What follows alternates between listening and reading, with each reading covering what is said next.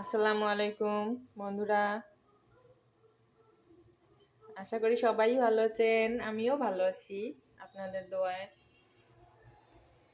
এখানে ডাল রান্না হচ্ছে।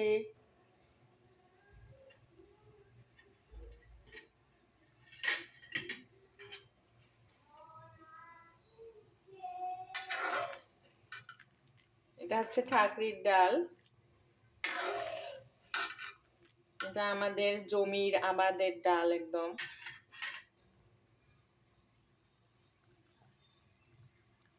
আমাদের উত্তরবঙ্গের মানুষদের প্রিয় খাবার হচ্ছে ঠাকরির ডাল, আর যদি হয় শিদুলের ভর্তা, তো আর কিছুই লাগে না। এটা একটা হচ্ছে জনপ্রিয় খাবার উত্তরবঙ্গের মানুষদের। তো আপনাদের কার কার পছন্দ এই খাবারটি, আপনারা কমেন্টে জানাবেন অবশ্যই। ভালো থাকবেন। আল্লাহ হাফেজ।